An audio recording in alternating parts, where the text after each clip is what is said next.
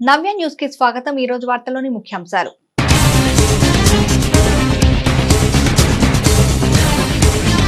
శిథిలావస్థలో చీరాల పట్టణంలోని రోసయ్య కాలనీ వాసులు సమస్యలతో సావాసం పట్టించుకునే అధికార యంత్రాంగం కూలిపోయే స్థితిలో ఉన్న ఇల్లు।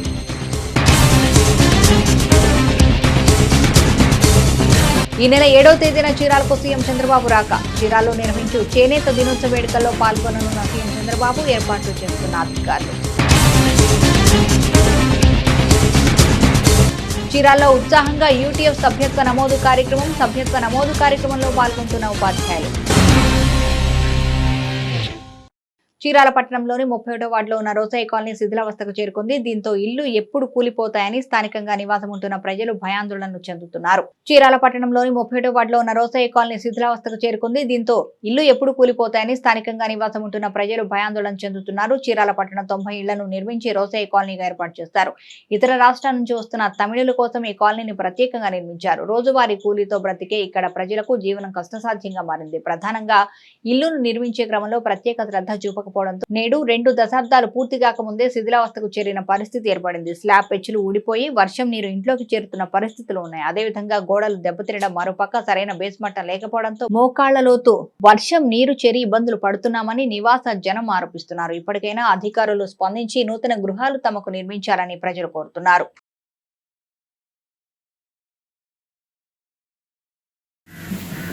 మాది ఇక్కడ చీరాలలో 96 ఇల్లు ఉంది రోసయ్య కాలనీలో।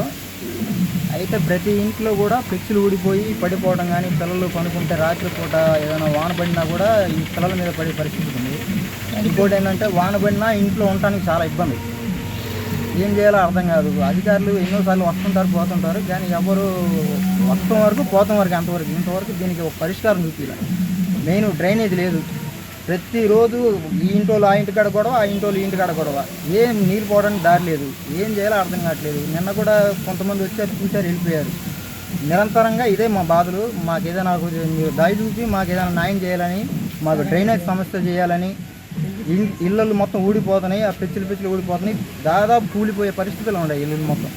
ఏ ఇంటికి వెళ్ళి చూసినా లోపల మొత్తం సోలు కనిపిస్తున్నాయి, మొత్తం ఊడిపోయి। అది కొద్దిగా మీరు దయ చూపి మాకు ఏదైనా న్యాయం చేయాలని కోరుతున్నామండి। సీఎం చంద్రబాబు ఈ నెల 7వ తేదీన చీరాల పర్యటనకు రానున్నారు। రాష్ట్ర ప్రభుత్వం చీరాలలో అధికారికంగా నిర్వహించే చేనేత దినోత్సవ వేడుకల్లో ఆయన పాల్గొననున్నారు। సీఎం చంద్రబాబు ఈ నెల 7వ తేదీన చీరాల పర్యటనకు రానున్నారు। రాష్ట్ర ప్రభుత్వం చీరాలలో అధికారికంగా నిర్వహించే చేనేత దినోత్సవ వేడుకల్లో ఆయన పాల్గొననున్నారు। 4వసారి సీఎం అయ్యాక చంద్రబాబు చీరాల పర్యటనకు రావడం ఇదే ప్రథమం। సీఎంఓ నుంచి అందిన సమాచారం మేరకు జిల్లా జాయింట్ కలెక్టర్ సుబ్బారావు చీరాలలో సోమవారం సీఎం సభకు అనువైన ప్రదేశం కోసం అధికారులతో కలిసి పలు ప్రాంతాలను పరిశీలించారు। సభాస్థలి ఇంకా ఖరారు కాలేదు। చీరాల పట్టణం కేజీఎం బాలిక ఉన్నత పాఠశాలలో ఐక్య ఉపాధ్యాయ ఫెడరేషన్ సభ్యత్వ నమోదు కార్యక్రమం జరిగింది। ఈ సందర్భంగా పలువురు టీచర్లు యూటీఎఫ్ సభ్యత్వాన్ని చేసుకున్నారు। చీరాల పట్టణం కేజీఎం బాలిక ఉన్నత పాఠశాలలో ఐక్య ఉపాధ్యాయ ఫెడరేషన్ సభ్యత్వ నమోదు కార్యక్రమం జరిగింది। ఈ సందర్భంగా పలువురు టీచర్లు యూటీఎఫ్ సభ్యత్వాన్ని చేసుకున్నారు। అనంతరం యూటీఎఫ్ నాయకులు మాట్లాడుతూ ఉపాధ్యాయ సమస్యల పరిష్కారానికి యూటీఎఫ్ అలుపెరిగిన పోరాటాలు చేస్తుందన్నారు। ముఖ్యంగా ప్రభుత్వం నుంచి ఉపాధ్యాయులకు రావాల్సిన బకాయిలు, వేతనాలు సాధించే విషయంలో యూటీఎఫ్ పోరాటం గొప్పదని గుర్తు చేశారు।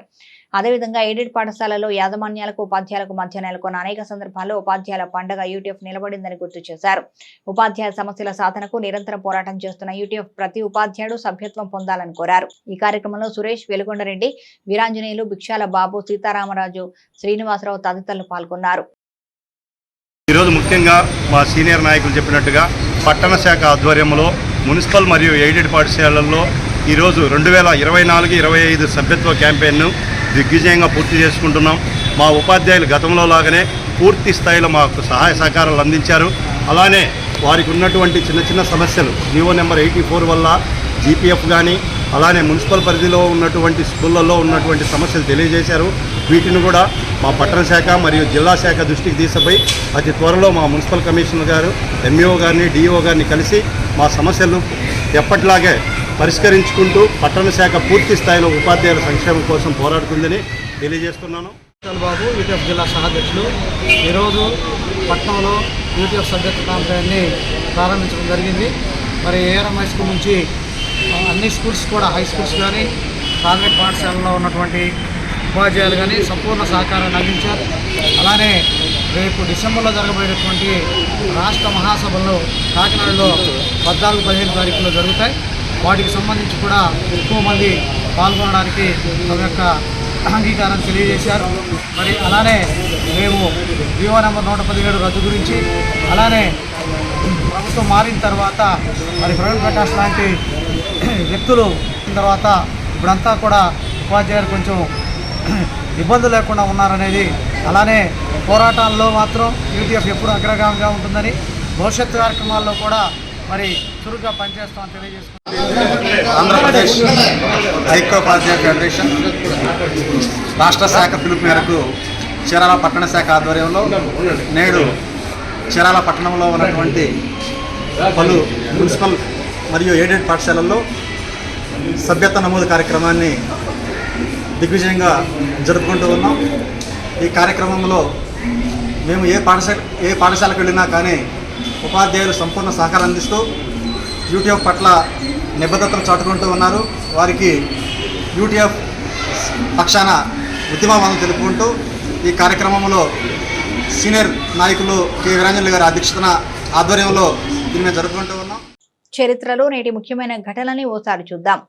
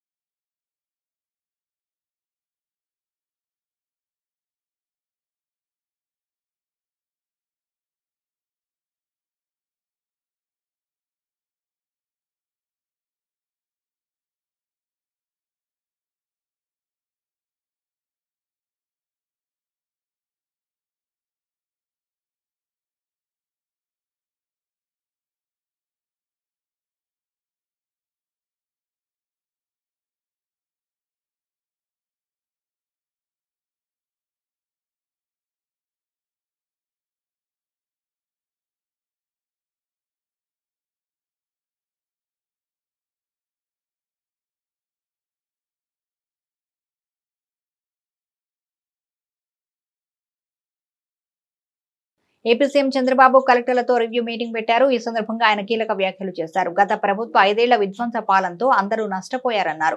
లక్ష్యాలకు అనుగుణంగా అధికారులంతా ముందుకు వెళ్లాల్సిన అవసరం ఉందని చెప్పారు. వెలగపూడి సచివాలయంలో నిర్వహించిన జిల్లా కలెక్టర్ల సదస్సులో సీఎం ఈ వ్యాఖ్యలు చేశారు.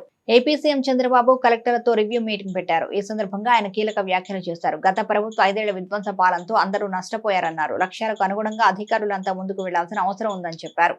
వెలగపూడి సచివాలయంలో నిర్వహించిన జిల్లా కలెక్టర్ల సదస్సులో సీఎం ఈ వ్యాఖ్యలు చేశారు. మనం తీసుకునే నిర్ణయాల వల్ల వ్యవస్థలే మారే పరిస్థితి ఉంటుంది. మంచి నిర్ణయాలు తీసుకుంటే భవిష్యత్తు తరాలకు మేలు జరుగుతుంది. మనమంతా కష్టపడితే 2047 నాటికి ప్రపంచంలోనే నెంబర్ 1 గా ఉంటాం. ఈ కలెక్టర్ల సదస్సు చరిత్ర తిరగరాయబోతుంది. ప్రజావేదికలో ఆనాటి సీఎం కలెక్టర్ల సదస్సు పెట్టి కూలగొట్టేశారు. విధ్వంసంతో పాటు పనిచేసే అధికారులను పక్కన పెట్టారు. బ్లాక్ మెయిల్ చేశారు. బ్రాండ్ ఏపీని దెబ్బతీసేలా గత 5 ఏళ్ల పాలన సాగింది. ఒకప్పుడు ఆంధ్ర అధికారులంటే ఢిల్లీలో ఒక గౌరవం ఉండేది. ఇప్పుడు చులకన భావం కలిగే పరిస్థితిని తీసుకొచ్చారని చంద్రబాబు అన్నారు. అవసరం ఉంది. డ్యామేజ్ అయిన బ్రాండ్ రివైవ్ చేసుకోవాలి. అదే సమయంలో మళ్ళీ ఆంధ్ర అడ్మినిస్ట్రేషన్ అంటే one of the best administration గా మనం నిరూపించుకోవాల్సిన అవసరం ఉంది. ప్రజావేదిక ఉంటే అక్కడ పెట్టేవాళ్ళం. ఈరోజు బయట పెట్టడం ఇష్టం లేక ఆ రోజు కాన్ఫరెన్స్ హాల్ కట్టుకున్నాం. ఇక్కడ ఇది కూడా ఆ రోజు కట్టిన కాన్ఫరెన్స్ హాలే మళ్ళా ఇక్కడ పెట్టుకునే పరిస్థితికి వచ్చాం. 5 ఏళ్ళు ఒక్క కలెక్టర్స్ కాన్ఫరెన్స్ ఎన్డీఏ కూటమి ఏర్పడిన తర్వాత ఇది మొట్టమొదటి కలెక్టర్ల సమావేశం. రాష్ట్రంలో గత 5 సంవత్సరాల్లో జరిగినటువంటి తప్పొప్పులను కూడా సమీక్షించి రాబోయే రోజుల్లో ఒక ప్రజాహితమైనటువంటి పరిపాలన చేయడం కోసం దిశాలను నిర్దేశం చేయడం కోసం ఈ యొక్క సమావేశాన్ని ఏర్పాటు చేయడం జరిగింది. మిగిలిన కలెక్టర్లు అనే వాళ్ళు జిల్లాల్లో పరిపాలన వ్యవహారాల్లో పట్టుకొమ్మలు. ప్రభుత్వం యొక్క ఆలోచన తీరు క్షేత్రస్థాయిలో వాళ్ళు నిదర్శనంగా ఉండేటటువంటి పరిస్థితి. అయితే గత 5 సంవత్సరాల్లో వ్యవస్థని నిర్వహణ చేసే విధంగా, ఎందుకంటే మీ అందరూ కూడా గుర్తుంది, గత 5 సంవత్సరాల్లో ఒక కలెక్టర్ కాన్ఫరెన్స్ జరిగింది. అది కూడా ఒక అద్భుతమైనటువంటి కట్టడంలో జరిగి, అయితే ఇప్పుడు అపార పరిపాలన అనుభవం ఉన్నటువంటి గౌరవ ముఖ్యమంత్రి వర్యులు, అలాగే మానవతా స్పర్శనటువంటి పవన్ కళ్యాణ్ గారి యొక్క ఆలోచనతో తిరిగి దాటిలో పెట్టాలని చెప్పేసి రాష్ట్రాన్ని పూర్తి ప్రయత్నాలు మొదలుపెట్టారు.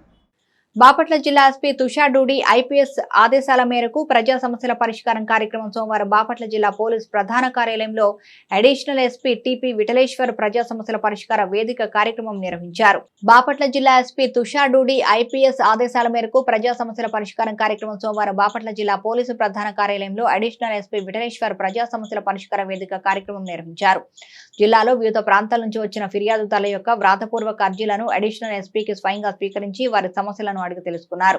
ప్రజా సమస్యల పరిష్కార వేదిక కార్యక్రమం ద్వారా వచ్చిన ఫిర్యాదులపై వెంటనే చట్టపరిధిలో విచారణ జరిపి నిర్దిష్ట గడువులోపు చర్యలు తీసుకుని బాధితులకు త్వరితగతిన న్యాయం చేయాలని పోలీసు అధికారులను ఆదేశించారు. కుటుంబ కలహాలు, భూ వివాదాలు, ఇతర సమస్యలపై 55 మంది ఫిర్యాదుదారులు వారి సమస్యలను అడిషనల్ ఎస్పీకి విన్నవించుకున్నారు. అద్దంకి నియోజకవర్గంలోని ముప్పవరంలో రాష్ట్ర విద్యుత్ శాఖ మంత్రి గొట్టిపాటి రవికుమార్ పర్యటించారు. స్థానిక తెలుగుదేశం పార్టీ కార్యాలయంలో ప్రజలు, కార్యకర్తలతో సమావేశమైన ఆయన ప్రజా సమస్యలపై ఆరా తీశారు. పలు సమస్యలపై ప్రజలు అందించిన అర్జీలను స్వీకరించారు. ప్రతి ఎకరాకు సాగునీరు, ప్రతి ఇంటికి తాగునీరు అందించడమే ప్రభుత్వ లక్ష్యమని రాష్ట్ర విద్యుత్ శాఖ మంత్రి గొట్టిపాటి రవికుమార్ అన్నారు. బాపట్ల జిల్లా అద్దంకి నియోజకవర్గంలోని ముప్పవరంలో పర్యటించారు. స్థానిక తెలుగుదేశం పార్టీ కార్యాలయంలో ప్రజలు, కార్యకర్తలు, నాయకులతో మంత్రి గొట్టిపాటి సమావేశమయ్యారు. ఈ సమావేశంలో భాగంగా ప్రజా సమస్యలపై ఆరా తీశారు. పలు సమస్యలపై ప్రజలు అందించిన అర్జీలను స్వీకరించారు. ఈ క్రమంలో మంత్రి గొట్టిపాటి రవికుమార్ మాట్లాడుతూ ప్రజలకు పారదర్శకమైన పాలన అందించి రాష్ట్రాన్ని గాడిలో పెట్టడమే ప్రభుత్వ ధ్యేయమన్నారు. గ్రామాల్లో సుపరిపాలన అందించేందుకు అన్ని రకాల మౌలిక సదుపాయాలు కల్పిస్తామన్నారు. గత వైసీపీ ప్రభుత్వంలో రాష్ట్రం అప్పులపాలు అయిపోయిందన్నారు. మౌలిక సదుపాయాలు కల్పించకుండా రుచికొండ ప్యాలెస్ లాంటి ఎవరికి ఉపయోగపడిన నిర్మాణానికి 100 కోట్ల రూపాయలు ఖర్చు పెట్టి రాష్ట్రాన్ని అప్పులపాలు చేశారన్నారు. సాగర్ కాల్వల ద్వారా రైతులకు సాగునీరు అందించేందుకు ముఖ్యమంత్రితో కలిసి చర్చించి సాగర్ జిల్లాలను విడుదల చేసేలా చర్యలు చేపడతామన్నారు. శ్రీశైలం జలాశయానికి వరద నీరు చేరడంతో విద్యుత్ ఉత్పత్తి ఆశాజనకంగా ఉందని, తద్వారా రాష్ట్రంలోని రైతులకు వ్యవసాయానికి 9 గంటల విద్యుత్ అందించేలా చర్యలు చేపడుతున్నామన్నారు. ప్రజా ఆకాంక్షలకు అనుగుణంగా పనిచేసే కూటమి ప్రభుత్వం ఇచ్చిన హామీలని నెరవేరుస్తుందని స్పష్టం చేశారు. ప్రజలకు యుద్ధ ప్రాతిపదికన సాగునీరు, తాగునీరు అందించేందుకు తగిన చర్యలు తీసుకుంటున్నామని మంత్రి స్పష్టం చేశారు. అర్జీలు ఇస్తా ఉన్నారు. దాంతోపాటు మనందరూ కూడా అడుగుతున్నారు, సాగర్లో శ్రీశైలం నీళ్ళు వస్తున్నాయి కదా, వ్యవసాయం ఏ విధంగా నీళ్ళు ఇస్తామని అడుగుతున్నాం. తప్పకుండా ఈ సంవత్సరం ఆశాజనకంగా ఉంది. తప్పకుండా శ్రీశైలం నిండిపోయి సాగర్లో కూడా నీళ్లు బాగా వస్తూ ఉన్నాయి. దాదాపు ఇంకొక 4-5 రోజులు 10 రోజుల్లో గ్యారెంటీగా నాగార్జున సాగర్ కూడా పూర్తి స్థాయిలో నిండిపోతుంది. అదేవిధంగా మన ముఖ్యమంత్రి గారు వచ్చిన రోజు మేము 770 మెగావాట్ల సామర్థ్యం గల ప్లాంట్ అనమాట మనది. అది కూడా పూర్తి స్థాయిలో విద్యుత్ ఉత్పత్తి జరుగుతుంది అనమాట. ఈ సంవత్సరం శ్రీశైలం ప్రాజెక్టు ద్వారా కూడా, విద్యుత్ ప్రాజెక్టు ద్వారా కూడా మంచి విద్యుత్ ఆశాజనకంగా ఉంది. ఎక్కువగా నీళ్ళు వస్తున్నాయి కాబట్టి విద్యుత్ ప్రొడక్షన్ కూడా బాగుంటుందని అనుకుంటాము. ఎక్కువ మిలియన్ యూనిట్స్ మొన్న నేను వెళ్ళిన రోజు చూస్తే ఆ రోజుకి అప్పటికే దాదాపు 98 మిలియన్ యూనిట్స్ విద్యుత్ ఉత్పత్తి అయింది. నిన్న ఇవాళ కూడా మళ్ళీ పూర్తి స్థాయిలో రన్ అవుతుంది ప్లాంట్ కూడా. రాబోయే రోజుల్లో కూడా గత ప్రభుత్వం నాసిరకమైన విధానాలు, నాసిరకమైన పనులు, విధానాలు బాగలేక విద్యుత్ వ్యవస్థ మొత్తం కూడా అతలాకుతలం అయిపోయింది. విద్యుత్ వ్యవస్థని గాడిలో పెట్టాల్సిన అవసరం ఉంది. ఎందుకంటే భారీగా కరెంటు ఛార్జీలు పెట్టడం, విపరీతంగా కరెంటు కొనుగోలు బయట నుంచి చేయడం, ఇవన్నిటి వల్ల చాలా భారం పడింది ప్రజల మీద. ఆ విధంగా కాకుండా విద్యుత్ సంస్కరణలు తీసుకొచ్చిన వ్యక్తి భారతదేశంలో ఉన్నారంటే మా నాయకుడు చంద్రబాబు నాయుడు గారు. ఆయన ఆదేశాల మేరకు నిన్న కూడా ఓ మీటింగ్లో కుసుమ్ ద్వారా సోలార్ పంప్ సెట్లు, సోలార్ ప్లాంట్ సబ్స్టేషన్స్ లాగా కట్టి ద్వారా విద్యుత్ ఉత్పత్తి చేసి సబ్స్టేషన్స్కి ఇవ్వాలనేది ఒక కార్యక్రమం కూడా తీసుకున్నాము. ఇట్లాంటి అన్ని కార్యక్రమాలతోటి రాబోయే రోజుల్లో విద్యుత్ వ్యవస్థను గాడిలో పెట్టడమే కాకుండా మంచి నాణ్యమైన విద్యుత్ రైతులకు 9 గంటలు ఇవ్వాలనేది. నేటి తిరుమల తిరుపతి సమాచారాన్ని ఓసారి పరిశీలిద్దాం. తిరుమలేశుడి ఆదాయం అంతకంతకు పెరుగుతోంది. ఈ ఏడాది మొదటి 6 నెలల్లో 670 కోట్ల రూపాయలకు చేరిన తిరుమల వెంకన్న ఆదాయం జూలై నెలలో 125.35 కోట్ల జమైంది. ఈ మధ్య కాలంలో గణనీయంగా పెరిగిన భక్తుల రద్దీకి తగ్గట్టుగానే హుండీ ఆదాయం కూడా రికార్డులు బద్దలు కొడుతుంది. భక్తకోటి కానుకలు తిరుమలేశుడి ఆస్తుల విలువను అమాంతంగా పెంచుతున్నాయి. వెలకట్టలేని బంగారు ఆభరణాలు వెంకన్న సొంతం కాగా ఈ ఏడాది మొదటి 6 నెలల హుండీ ఆదాయం 670.21 కోట్లుగా శ్రీవారి ఖజానాకు చేరింది. ఈ ఏడాది జనవరిలో 116.46 కోట్లు, ఫిబ్రవరిలో 111.71 కోట్లు, మార్చి నెలలో 118.49 కోట్లు, ఏప్రిల్ నెలలో 101.63 కోట్లు, మే నెలలో 108.28 కోట్లు, జూన్ నెలలో 113.64 కోట్లు హుండీ కానుకలుగా శ్రీవారి ఆదాయం ఖాతాకు చేరింది. కృష్ణానదికి వరద ప్రవాహం పెరుగుతున్నందున బాపట్ల జిల్లాలోని లంక గ్రామాల ప్రజలను తరలించడానికి అధికారులు సిద్ధం కావాలని జిల్లా సంయుక్త కలెక్టర్ సుబ్బారావు తెలిపారు. జిల్లా అధికారులు, ఆర్డీఓలు, తహసీల్దార్లు, ఎంపీడీఓలతో ఆయన విపత్తు నిర్వహణపై అత్యవసర టెలికాన్ఫరెన్స్ నిర్వహించారు. కృష్ణానది పరివాహక మండలాల్లోని అధికారులంతా అప్రమత్తం కావాలని జిల్లా సంయుక్త కలెక్టర్ ఆదేశించారు. కృష్ణానదికి ఎగువ ప్రాంతం నుండి వరద నీటి ప్రవాహం పెరుగుతున్నందున వరద ముంపుపై హెచ్చరికలు వచ్చాయన్నారు. Rescue operation చేపట్టాలన్నారు. ముఖ్యంగా గర్భిణులు, చిన్నారులు, వృద్ధులను తరలించడానికి అవసరమైన వాహనాల ఏర్పాట్లు, పునరావాస కేంద్రాలను సిద్ధం చేసుకోవాలన్నారు. వైద్య శిబిరాలకు అవసరమైన ఔషధాలు 104, 108 అంబులెన్స్ వాహనాలు సిద్ధంగా ఉంచాలన్నారు. 2 నెలలకు సరిపడా గ్యాస్ సిలిండర్లు, నిత్యావసర సరుకులు నిల్వ చేయాలని పౌర సరఫరాల శాఖ అధికారిని ఆదేశించారు. అత్యవసర పరిస్థితుల్లో వరద నుండి ప్రజల్ని సురక్షిత ప్రాంతాలకు తరలించేలా అవసరమైన బోట్లు సిద్ధం చేయాలని మత్స్యశాఖ అధికారులను ఆయన ఆదేశించారు. విపత్తు నుండి బయటపడేలా అత్యవసరంగా చేపట్టే అంశాలపై అధికారులకు పలు సూచనలు చేశారు. సమావేశంలో జిల్లా అధికారులు, ఆర్డీఓలు, తహసీల్దార్లు, ఎంపీడీఓలు తదితరులు పాల్గొన్నారు. వార్తలోని నేటి అంతర్జాతీయ, జాతీయ, రాష్ట్ర ముఖ్యమైన అంశాలను ఓసారి పరిశీలిద్దాం. పొరుగు దేశం బంగ్లాదేశ్ లో పరిస్థితి అదుపు తప్పింది. ఉద్యోగాల్లో రిజర్వేషన్ల విధానాన్ని వ్యతిరేకిస్తూ చెలరేగిన హింస తీవ్ర రూపం దాల్చింది. వేలాది మంది నిరసనకారులు దేశవ్యాప్తంగా పెద్ద ఎత్తున ఆందోళన చేపడుతున్నారు. కొన్ని చోట్ల హింసాత్మక ఘటనలు చోటు చేసుకుంటున్నాయి. ఆందోళనకారులు ఆయుధాలను చేతపట్టి వాహనాలు, దుకాణాలు, కార్యాలయాలను ధ్వంసం చేశారు, దగ్ధం చేస్తున్నారు. పోలీస్ స్టేషన్ పై, అధికార పార్టీ నేతల నివాసాలు, కార్యాలయాలపై కూడా దాడులకు తెగబడుతున్నారు. మొదలైన ఈ అల్లలు సోమవారం 2వ రోజు కూడా కొనసాగాయి. ప్రధాని మోదీ మేక్ ఇన్ ఇండియా నినాదం దేశంలో ఎన్నో మార్పులకు శ్రీకారం చుట్టింది. మేక్ ఇన్ ఇండియా స్ఫూర్తితో అనేక రంగాలు అంతర్జాతీయ స్థాయిలో సత్తా చాటుతున్నాయి. ముఖ్యంగా భారతదేశంలో తయారీ రంగంలో శక్తివంతంగా మార్చేందుకు కేంద్రంలోని నరేంద్ర మోదీ కేంద్ర ప్రభుత్వం కృషి చేస్తోంది. దీనికి తగినట్లుగా ఆత్మనిర్భర్ భారత్ అభియాన్ కింద మేక్ ఇన్ ఇండియా నినాదాన్ని తీసుకొచ్చి దానికోసం అన్ని రకాలుగా సహాయ సహకారాలను అందిస్తుంది. ఈ చొరవకు తగినట్లు ఎలక్ట్రానిక్స్ స్వదేశీ ఉత్పత్తులు కూడా పెరిగాయి. ఇంకా ఎగుమతి చేయడమే కాదు, ప్రపంచంలో ఎలక్ట్రానిక్స్ వస్తువులు దిగుమతి చేసే దేశాల్లో భారత్ అగ్రస్థానంలో ఉండడం ప్రస్తుతం ఆసక్తికరంగా మారింది. ఎన్డీఏ కూటమి ప్రభుత్వం ఏర్పడిన తర్వాత తొలిసారిగా కలెక్టర్లు, ఎస్పీలతో సమావేశం కాబోతున్నారు. ఆంధ్రప్రదేశ్ ముఖ్యమంత్రి చంద్రబాబు నాయుడు ప్రభుత్వ ప్రాధాన్యాలతో పాటు లక్ష్యాలను వివరించి వారికి దిశానిర్దేశం చేయనున్నారు. గత ప్రభుత్వ హయాంలో వ్యవస్థలు నిర్వీర్యంగా మారాయని భావిస్తున్న సీఎం చంద్రబాబు వేగాన్ని పెంచాల్సిన అవసరం ఉందని పదే పదే చెప్తూ వస్తున్నారు. ఈ క్రమంలో తమ ఉద్దేశాన్ని వివరిస్తూ అధికారులు పనిచేయాల్సిన విధానాన్ని స్పష్టం చేయనుంది ప్రభుత్వం. రాష్ట్ర ప్రభుత్వం ప్రాధాన్యతాంశాలుగా తీసుకున్న విద్య, వైద్యం, సంక్షేమంతో పాటు అభివృద్ధి కార్యక్రమాల్లో అధికారుల పాత్ర పెరగాలని, అధికారులు మరింత బాధ్యతగా వ్యవహరించాలని సీఎం వారిని ఆదేశించనున్నారు. పౌర సేవలు, ఫిర్యాదుల పరిష్కారం తదితర అంశాలపై ప్రభుత్వ వైఖరిని వెల్లడించనున్నారు. రాష్ట్రంలో శాంతి భద్రతలపైన ఫోకస్ చేయనున్నారు సీఎం చంద్రబాబు. భారతదేశంలో ఇటీవల కాలంలో కార్ల వినియోగం బాగా పెరిగింది. ముఖ్యంగా పెరిగిన అవసరాల నేపథ్యంలో ప్రతి ఇంట్లో కారు ఉంటుంది. ఈ నేపథ్యంలో చాలా కంపెనీలను మధ్యతరగతి ప్రజలను ఆకర్షించేలా తక్కువ ధరలోనే సూపర్ ఫీచర్లతో కార్లను రిలీజ్ చేస్తున్నారు. హుండాయ్ కంపెనీ నుంచి విడుదలయ్యే కార్లకు మన దేశంలో మంచి డిమాండ్ ఉంది. మంచి ఫీచర్లు, నాణ్యత కలిగిన ఈ కార్లు ప్రజల అభిమానాన్ని చూరగొన్నాయి. దక్షిణ కొరియాకు చెందిన ఈ కంపెనీ ఆధునిక టెక్నాలజీతో వివిధ కార్లను రూపొందించి విడుదల చేస్తుంది. ఇప్పుడు దేశంలో కొత్తగా డ్యూయల్ సిలిండర్ టెక్నాలజీతో హుండాయ్ గ్రాండ్ i10 CNG కార్ను విడుదల చేసింది. కొలంబోలో జరిగిన 2వ ఓడిఐలో శ్రీలంకతో భారత్ 32 పరుగుల తేడాతో ఓటమిని ఎదుర్కోవాల్సి వచ్చింది. 3 మ్యాచ్ల సిరీస్ లో జట్టు ఇప్పుడు 0-1 వెనుకంజలో నిలిచింది. తక్కువ స్కోరింగ్ మ్యాచ్లలో చాలా మంది భారత బ్యాట్స్మెన్ నుంచి ఫ్లాప్ షో కనిపించింది. దీని కారణంగా టీమిండియా ఓటమితో తగిన మూల్యం చెల్లించుకోవాల్సి వచ్చింది. ఈ మ్యాచ్ లో తొలుత బ్యాటింగ్ చేసిన శ్రీలంక నిర్ణీత 50 ఓవర్లలో 9 వికెట్ల నష్టానికి 240 పరుగులు చేసింది. 241 పరుగుల లక్ష్యాన్ని ఛేదించే క్రమంలో భారత జట్టు 43వ ఓవర్లో 208 పరుగులకే కుప్పకూలింది. భారత బ్యాట్స్మెన్లలో కెప్టెన్ రోహిత్ శర్మ బ్యాట్ నుంచి మరోసారి భారీగా పరుగులు వచ్చాయి. ఈ సిరీస్ లో రోహిత్ వరుసగా 2వ హాఫ్ సెంచరీ సాధించి క్రీజులో ఉన్నంతసేపు టీమిండియా సులువైన విజయాన్ని నమోదు చేస్తుందని అనిపించింది. నవ్య న్యూస్ ముగించే ముందు ముఖ్యాంశాలు మరోసారి.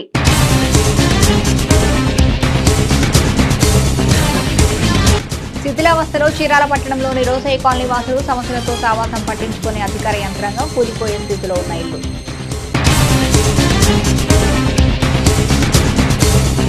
ఈ నెల 7వ తేదీన చీరాలకు సీఎం చంద్రబాబు రాక. చీరాల్లో నిర్వహించు చేనేత దినోత్సవ వేడుకల్లో పాల్గొననున్న సీఎం చంద్రబాబు, ఏర్పాట్లు చేస్తున్న అధికారులు.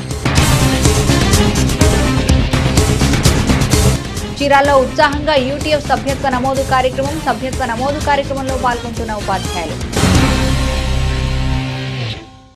నవ్య న్యూస్ ఇంతటితో సమాప్తం. నమస్కారం.